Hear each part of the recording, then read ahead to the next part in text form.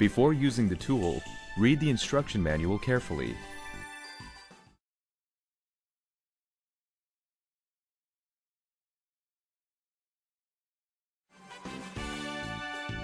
This is the main switch.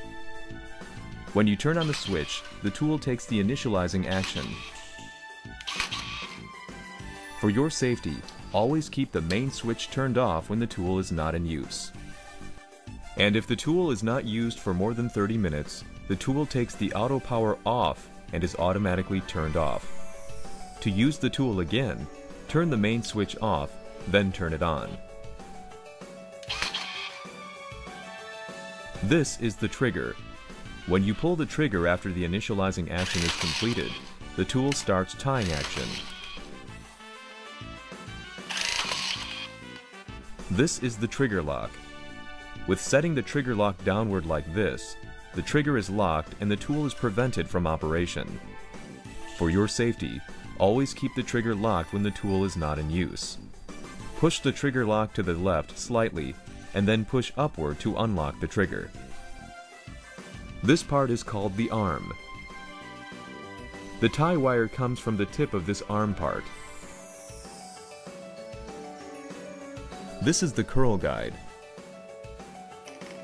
If the curl guide is opened when the trigger is pulled, the tool emits this beeping sound and does not start tying action.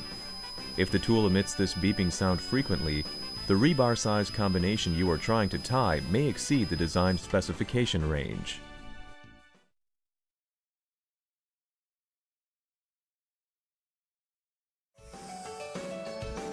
Basically, there are 3 types of wire currently available.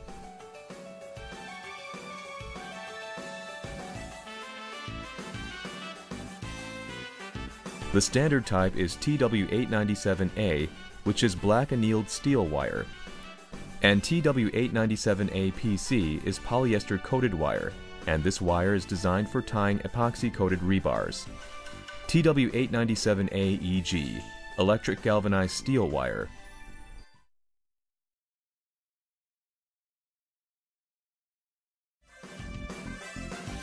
Confirm that the main switch is turned off and trigger is locked.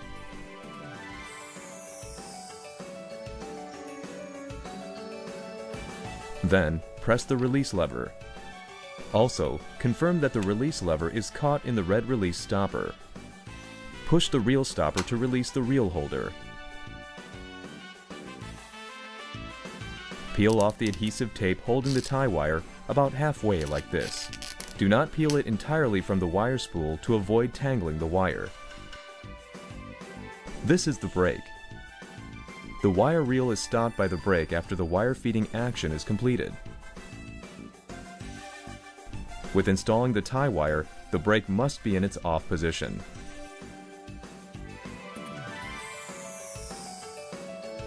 Set the tie wire in the wire spool magazine and push the reel holder. Push the reel stopper again to lock the reel holder. Next, insert the tip of the wire into the pipe, which is the silver tube part.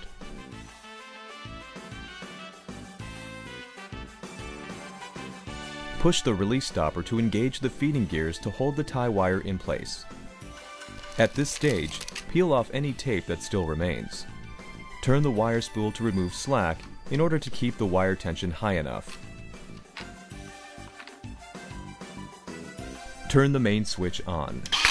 The tool will then take the initializing action. Press the trigger lock to the left slightly and push upwards to unlock the trigger. Now the tool is ready for tying.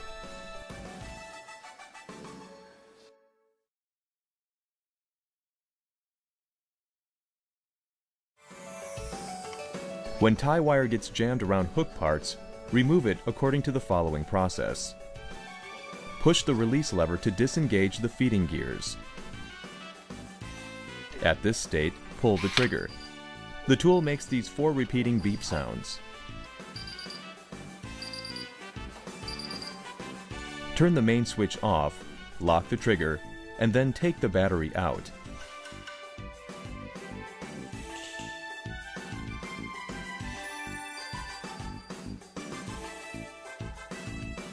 Confirm that the twister is in its extended position. Cut the wire and remove it with pliers.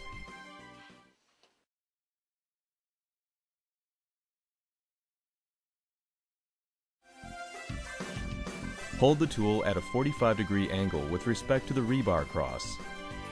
Apply the tool perpendicular to the surface of the crossed rebars.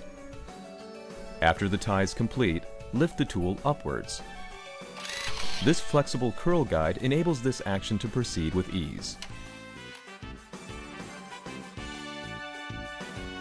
If you need to cross tie, bend the tail of the first tie before making the second tie of the cross tie.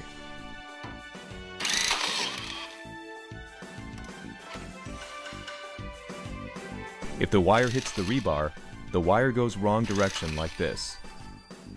If this happens, be sure to eliminate the wire with pliers before making the tie again.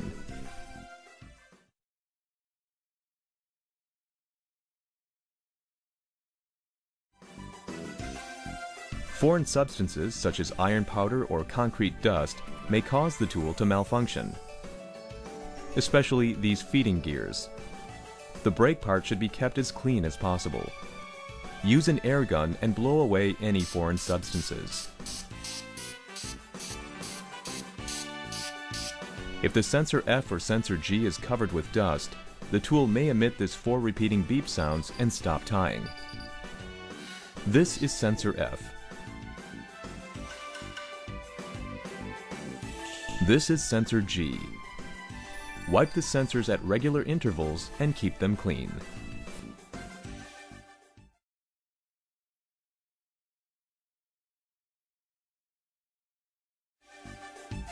To keep the tool lightweight, the body of the Max rebar tire tools are made of plastic. If the RB series tools are dropped from a high place, the frame may crack or break. Take care not to drop the tool.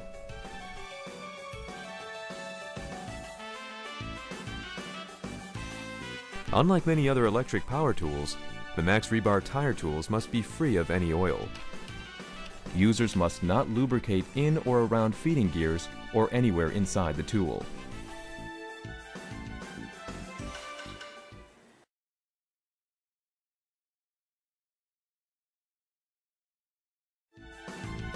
The battery included with the new tool has never been charged. Charge it completely for 30 minutes before use of the tool.